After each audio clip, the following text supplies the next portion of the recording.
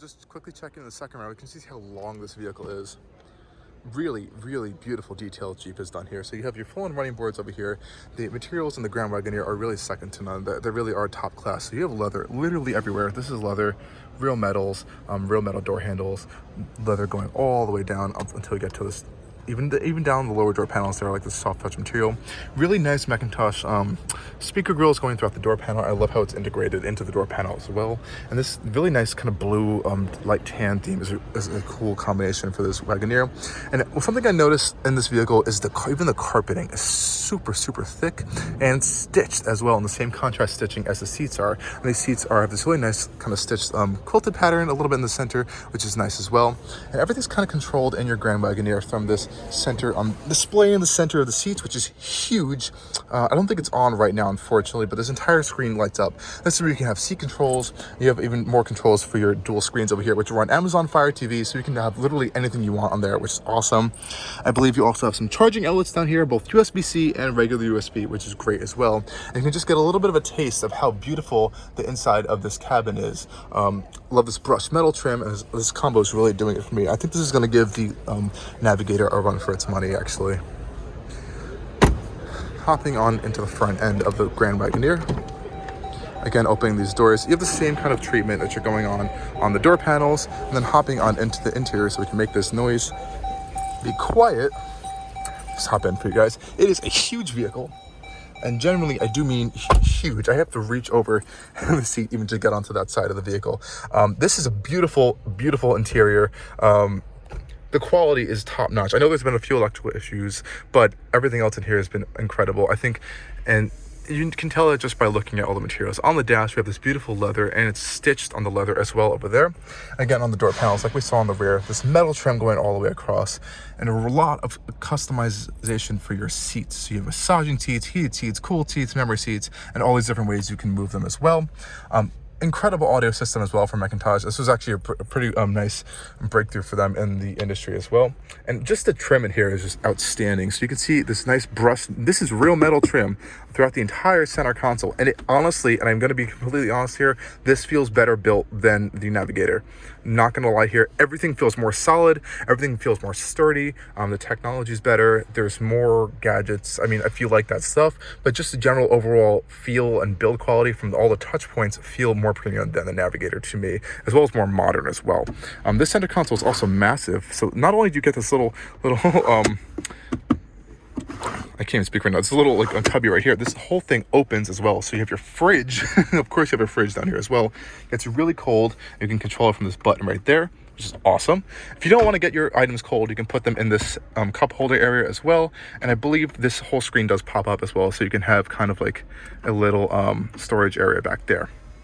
You haven't seen that party trick already. And this is where you have your kind of main hub for controls over there, so don't worry about that stuff. It's all hidden back there, and there is a wireless charging mat back there. So this screen is, of course, your AC unit screen, and up here is going to be your main infotainment system screen. Oh, now it's on. There we go. So this is your massive screen, and you also have the passenger display over there. And notice how you can't see it from this angle, and that's because, you know, for safety reasons, the driver can't see this display because passengers could watch movies on there, which is really cool, and access a lot of the other vehicle functions.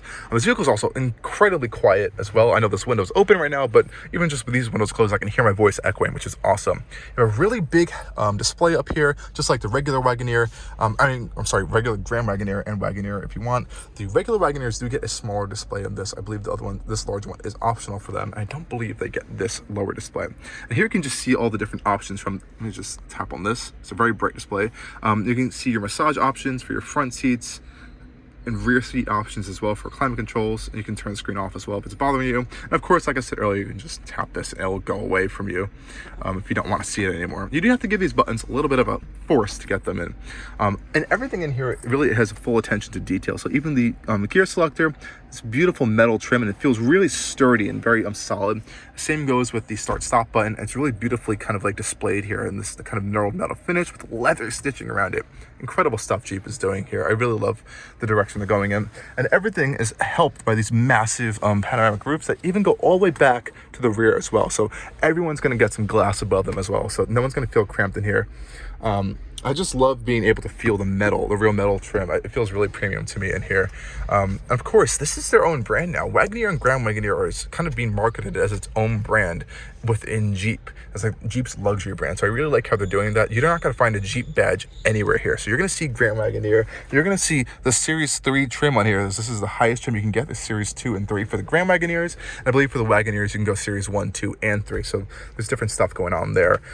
Even the headliners and the mirrors are wrapped in this micro suede material, and it's blue that matches the leather. Really beautiful stuff. This whole beautiful Grand Wagoneer kind of plinth over here is LED illuminated and metal, which is awesome. And even this infotainment system is pretty quick. And I like how they have kind of hotkeys for your seat controls, for your heated steering wheel, for your AC units. I know a lot of people have been kind of complaining about this button control system. It has been a little confusing to like which one does what. I guess it makes sense when you go down for cold and hot for up, but it's a little bit strange at first. Other than that, I think this is a really, really impressive interior. Of course, this is an expensive vehicle. Nonetheless, oh, here you go. You can see the screen on back here now that it's turned on. Really cool stuff. Awesome. But yeah, this is a very expensive vehicle, and now that we have this new engine under the hood, I hope it is going to be reliable to justify the rest of the impressive stuff that the Grand Wagoneer and the Wagoneer is offering. I don't know if we can pop the hood right now, as some people are taking pictures. I don't want to be rude, but I do have a picture I took earlier, and I'll throw that on here if you guys can see it. But yeah, this is the new Grand Wagoneer L. Let me know if what you guys think about it. Let me know in the comments down below, and stay tuned for a lot more stuff coming from Allcarnews.